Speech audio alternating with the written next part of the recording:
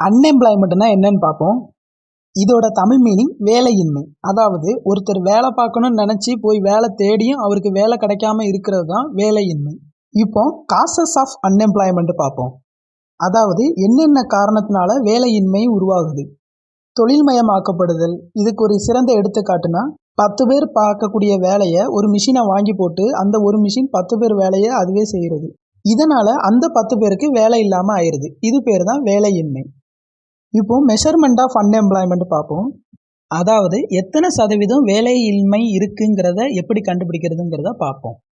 இப்போ மொத்தம் எவ்வளோ தொழிலாளர்கள் இருக்காங்கங்கிறத கண்டுபிடிக்கணும். அதுக்கு என்ன செய்யணும்னா எத்தனை பேர் வேலை பார்க்குறாங்கிற எண்ணிக்கையும் எத்தனை பேர் வேலை இல்லாமல் இருக்கிறாங்கங்கிற எண்ணிக்கையும் கூட்டுனா மொத்தம் எத்தனை தொழிலாளர்கள் இருக்கிறாங்கங்கிறத நம்மளால கண்டுபிடிக்க முடியும்.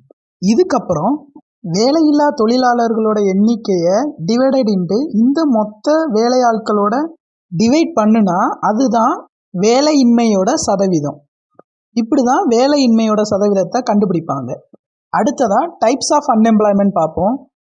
அதாவது எத்தனை வகையான வேலையின்மை இருக்குங்கிறத பார்ப்போம். இதில் பல வகையான வேலையின்மை இருக்குது. ஆனால் இதில் நம்ம ஒரு 7 வகையான வேலையின்மையை மட்டும் பற்றி பார்ப்போம். முதலாவதா சைக்கிளிக்கல் அன்எம்ப்ளாய்மெண்ட், அதாவது சுழற்சி முறையில் வேலையின்மை. அடுத்ததா சீசனல் அன்எம்ப்ளாய்மெண்ட், பருவகால வேலையின்மை. அடுத்ததா ஃப்ரிக்ஷனல் அன்எம்ப்ளாய்மெண்ட், பிறழ்ச்சி வேலையின்மை. அடுத்ததா எஜுகேட்டட் அன்எம்ப்ளாய்மெண்ட், படித்த வேலையின்மை. அடுத்ததா டெக்னிக்கல் அன்எம்ப்ளாய்மெண்ட், தொழில்நுட்பத்தால் வரக்கூடிய வேலையின்மை. அடுத்ததா ஸ்ட்ரக்சரல் அன்எம்ப்ளாய்மெண்ட், கட்டமைப்பினால் வரக்கூடிய வேலையின்மை. லாஸ்டா டிஸ்கைஸ்ட் அன்எம்ப்ளாய்மெண்ட், அதாவது மறைமுகமான வேலையின்மை. இந்த ஒவ்வொரு வேலையின்மையோட விளக்கத்தை நம்ம தனித்தனியாக ஷார்ட்ஸ் வீடியோவாக பார்த்துருவோம். இதெல்லாம் தான் அன்எம்ப்ளாய்மெண்ட், வேலையின்மை.